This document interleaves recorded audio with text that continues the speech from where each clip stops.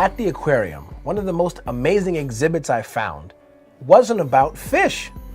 It was about the shorebirds. Those amazing shorebirds? Huh? Yes, Sam. Those shorebirds are pretty amazing. I was just sketching the beach exhibit and noticing the tiny circle of life there. The fish, the plants, and the birds, all in perfect harmony. And then I read about the incredible journey shorebirds take to such habitats, to such stages, even if only for a few days. Stages? That's right, Sam. The beach habitats that host the shorebirds on their migration journeys, which may be up to 15,000 miles, are technically known as staging sites. Staging meaning where the birds rest and feed to get ready for their long, long flight. Let me show you how this works.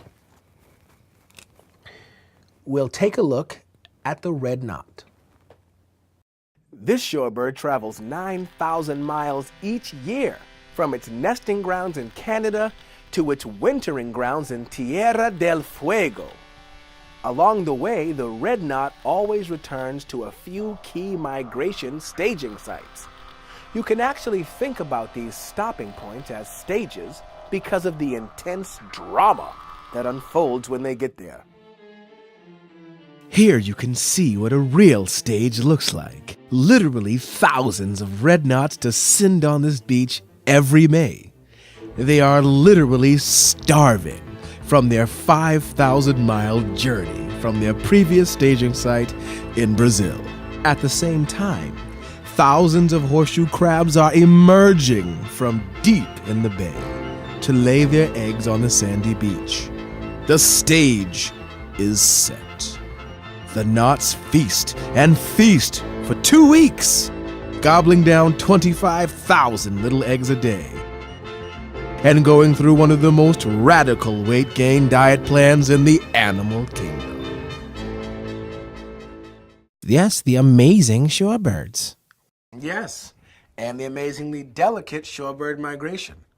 As you've seen from the red knot, everything has to go off without a hitch. From the birds landing to the horseshoe crabs laying millions of eggs, some of those eggs remaining unburied because there are so many of them. But climate change puts this whole process and the stage it plays out on in jeopardy. So over this amazing migration route, we have the atmosphere, which is increasing in CO2 content like a thickening blanket. The increase in heat trapped by this blanket means that oceans will rise as they get warmer. Studies suggest that by the year 2100, between 20 and 70% of today's coastal mudflats, like the one in the Delaware Bay where the red knots and horseshoe crabs meet, will be underwater. Also, since the blanket is trapping more energy in the atmosphere, that means storms will become more extreme and disrupt coastal staging areas. So climate change will cause the red knot's feeding ground and the horseshoe crab's mating ground to diminish.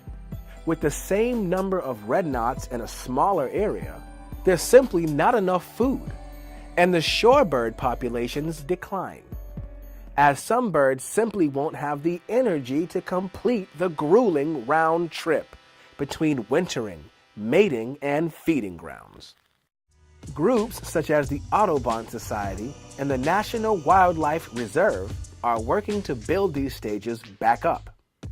And anyone can get involved, helping to plant dune plants, installing dune fencing, or even gathering oyster shells to create habitats where food sources for the shorebirds can grow.